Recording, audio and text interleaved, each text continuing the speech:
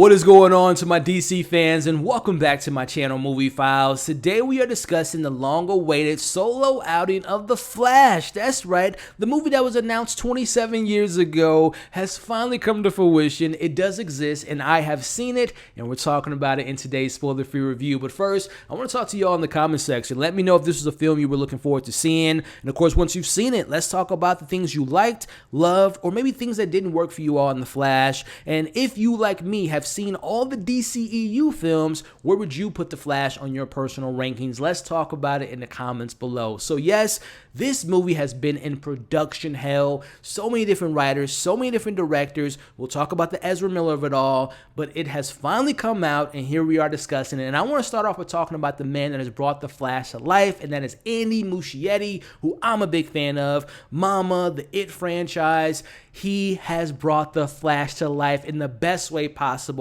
And when I talk about his visual style and his flair on full display in this film, and like those other movies I just mentioned, he knows how to play with tone. He knows how to balance the humor, the action is spectacular, but more importantly, like all his previous films, and especially when it comes to The Flash, he knows how to take his characters on emotional journeys, and the films have so much heart. This movie is very emotional, which we'll discuss a little bit later. But again, Andy Muschietti paces this film so well, it flows well, it never felt forced or manufactured. So again, Andy Muschietti, such a great director. If the rumor is to be true that he might be directing the next Batman film with James Gunn DCEU, I'm here for it. Andy Muschietti did a great job. But let's pivot over and talk about the performances, and let's just talk about Ezra Miller. Now, first and foremost, I will acknowledge, and I am very aware of the things they have done and the things they have been accused for as well as found guilty for, and I don't agree with any of it. However, my position as a fan first and a critic after is not to allow Ezra Miller's personal life to affect my opinion on seeing and reviewing this film, and also knowing that this isn't a one-person show. There's hundreds, if not thousands, of people that have spent their years working on this project, and I don't believe they should be punished for one person's wrongdoing. So with that being said, if you don't want to see this film, I completely understand it, but I want to talk about Ezra Miller and going to the performance of the Barry 1 and the Barry 2 was pretty damn good. Breaking it all down here, this is a Barry Allen / Flash story through and through. The film explores so many things with Barry. For example, who you are versus what you could have been. There are so many great moments between Barry Allen and the Batman in this film, highlighting how their scars tell a story and set them on this path to be a hero, as well as other things being tackled, such as the impact a good person can have on others, and especially when you look at the second Barry in this film, who I won't get too deep into the spoilers of it all, but there are, if you've seen the trailer,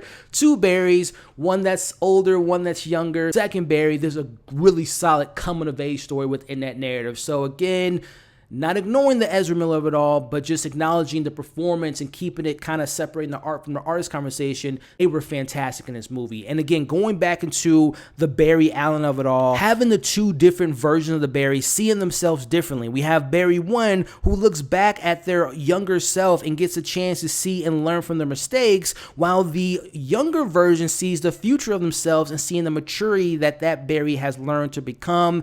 And again, it's a Barry story. At the core, it's simple, but it's a personal story of a person on their journey trying to save what they lost. So again, for those like myself that was nervous, like, listen, if y'all don't know, Batman's my favorite superhero, and I was super stoked, and we'll talk about the Batman in this movie, but at the end of the day, it is through and through a Barry Allen Flash story, which I was happy for because I'm a big fan of Flash, grew up watching this character, and I thought they did a good job of bringing the Flash to life. So moving over to some other performances that stood out to me, I want to talk a little bit about Nora, who is the mother of the Flash, who was played beautifully by Maribel Verdú, and they only have a few scenes, but does such a great job of making you feel her presence. She is so loving and such a kind person, and you can understand why Barry is doing what he's trying to do, which is bring his mother back, because she's just such a wonderful person. And going back to the Nora and Barry's relationship, you really see the scenes between them. They're some of the best emotional moments of the film, and it truly is, that relationship between Barry and his mother is the backbone and the heart of the story. So I really really enjoyed Nora's role, but also Sasha Calle as Supergirl, as Kara, was so great in this film. I thought that she brought so much intensity to the role. She kicked a lot of ass. I wanted more from the character, like so much so that I hope that James Gunn might allow her to be his Supergirl. She was great. Again, I just wanted a little bit more from the character, but all the stuff she did, she was fantastic. And of course, I got to talk about my man Ben Affleck, who, as he said on previous interviews, he has a small role, I will admit that, but it is a fantastic role. I don't know if it beats the warehouse scene, but it's, as far as combat that we see Batman doing in this movie, it's pretty spectacular from Ben Affleck, and I love that he was included in this movie. But now it is time to talk about the MVP, who, if was ever in question, who's the best Batman? Well, now the debate's over because Michael Keaton as both Bruce Wayne and Batman is goated, y'all. Let's get nuts. I'm telling you, if you're a fan of Michael Keaton like myself, I love seeing this version of the character. He's a retired version of the character, and the Bruce moments are great, as well as they're so sincere. But the moments of seeing Batman kicking ass with the modern technology and the fluid action sequences, oh my goodness, were absolutely incredible. So again, if you're a fan of me, like Michael Keaton, and you have been wanting to see this character again come to life, you will be very happy. My theater loved seeing all the scenes. The reaction was there. The buzz was there in the air. It was so exciting to see Michael Keaton back in the role. So fantastic job, Michael Keaton. But getting to some final points before we wrap up the positives and jump into the negatives, I will mention I thought the action and the visuals were amazing in this film. Seeing the Flash powers on full display and how creative they used the powers of the Flash was incredible. And speaking of the visual effects, the Speed Force is no joke, y'all. It is so visually stunning. I love what Zack Snyder did with his version of the Justice League, but seeing more expanded version of the Speed Force was just visually stunning and had so many different things. Like, I'm a sci-fi head. I love science fiction, and just the science fiction of it all, of the Speed Force, was just something that just left me on the edge of my seat. But also bringing up, without spoiling it, the opening sequence is fantastic. It made me feel like I was watching a classic Justice League adventure. And lastly, this movie, if you are a DC fan, and in particularly a DCEU fan, it's a love letter to us. It's a love letter to what came before. I'm talking about Zack Snyder's world and various other different sides of the DC universe. It's a love letter to that, so I really appreciate that element. So those are my main positives. This film ain't perfect, y'all. Let's talk about some of my criticism. I want to start off with the nitpicks first. In particularly, I personally didn't buy into the relationship with Barry Allen and Iris West. I never really thought the chemistry was there, but also I don't think that they've spent time together. So it's not a huge thing. Like I said, it's a nitpick, but I just wish that that relationship was a little bit more fleshed out in my personal opinion. But now kind of getting into some things I want to talk about as far as some criticisms. I am a big score head. I love a good score. It's just as important as cinematography, acting, directing. The score really sets the tone, the mood, and I love the DC scores. Like, I think DC scores are way better than the Marvel scores. And this isn't a Marvel versus DC conversation, but I love the score from John Williams from 1978 Superman, the Hans Zimmer Man of Steel, Wonder Woman score, Batman score. Like, their scores are amazing, right? The score in this film is solid, but it didn't hit me as much. Like, of course, getting Elfman's classic Batman 89 and 91 Batman Return score, it hits. And there are some good moments of the score, but I wish it was just more impactful. Again, if you're a score head like me, you'll know what I'm referring to. It's a solid score, but it's not as great as I personally would have liked it to have been. But putting that aside, let's talk about some real issues here. Number one, time travel and multiverse.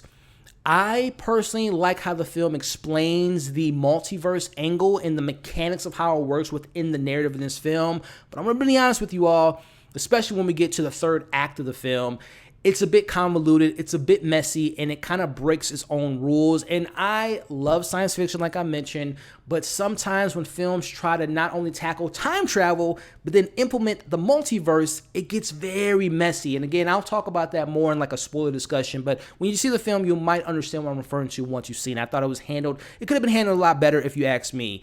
Next point I want to mention, the villain. Technically, there are villains in this film, and particularly if you've seen the trailers, this isn't a spoiler, but General Zod, who I love, Michael Shannon back as Zod from Man of Steel, which I love that movie so much. I didn't feel like Zod was used properly, and I also, speaking to the Zack Snyder Man of Steel of it all, the recreating of going back to that particular time of the world engine and the Kryptonians coming to Earth, it didn't feel as impactful nor as visceral as the Zack Snyder version of it. So I didn't feel like the recreation was done that well. And I also feel like Zod was just kind of, I don't want to say pointless, but I just didn't feel like, it almost felt like Michael Shannon was just kind of there. I didn't feel the same impact as I did from when he played the character back in 2013.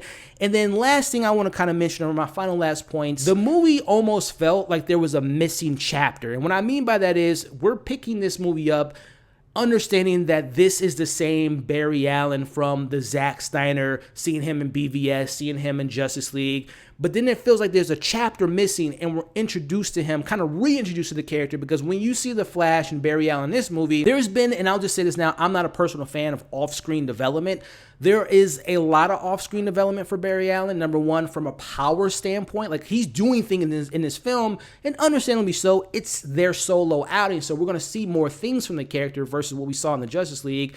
But I wish we would have saw some of that development. I wish we would have saw him learning how to phase and how to use certain things within the Speed Force. And also, too, this will be talked about in the spoiler discussion, there's a moment where he is introduced or reintroduced to time travel that didn't feel like it was cohesively correct within the last time we saw Barry. Again, we'll talk about that later, but again, it felt like there was a missing chapter in the Barry story going into this one, which actually brings me into, if you, like me, have read the Flashpoint comic and have seen the animated film, not comparing it to those two IPs, because this takes liberties in creating that story and telling the story, but there are moments, in particularly a very big element of the story that I thought was hugely missed in this movie. I can't spoil it, I won't spoil it, but again, if you have read the comics and if you have seen the animated film, and even the TV show touched on it as far as the Flash and CW, there's a huge element that I wish was a big part of this movie, and I'll just leave it at that. So those are my main pros. Those are my main cons. Before we get into my overall thoughts, I want to thank you all for sticking on to this point in review. I really appreciate you. With that being said, overall, The Flash is pretty spectacular. It is extremely entertaining with breathtaking action and visuals. It's surprisingly very funny, but more importantly, it has a great emotional story with a lot of heart to offer. The performances across the board from our main cast was great, including my man Michael Keaton as Batman, who steals the show. Now, I know the word out there is that this is the greatest comic book movie of all time. I'm not crowning it that whatsoever, but I definitely would say it's a must-see theatrical experience, and I think you all will have a good time like I did. With that being said, I'm going to give The Flash a 4 out of 5. Keep in mind, I'm going to see this film again as I'm recording this, and I'm going to also do a spoiler discussion, so keep an eye out for that. I will share my rankings with you all in another video, so keep an eye out for all that content. But again, 4 out of 5. I am very curious to see, number one, what the film does in the box office position. And again, bringing up Ezra Miller, it would be very interesting, especially what some things have been said from the director and the producers about bringing them back in the role. I don't feel too good about that, but hey, we'll see how it all plays out. But again, sticking to this film, I really recommend you all give it a watch. So that's what I have to say about The Flash. It's your turn to let me know what you thought about it in the comments below. Again, share with me your favorite moments, least favorite moments, favorite character. What were some things that didn't work for you all? And share your DCEU ranking in the comment section. Thank you so much for watching today's review. If you enjoyed it, make sure you like, share, comment, consider subscribing and hitting that notification bell. Hope you're staying safe. As you can see on the screen now, consider subscribing and joining the community. Check out all my reviews I've done so far for this year, and check out my most recent review. I'll catch you all on the next video.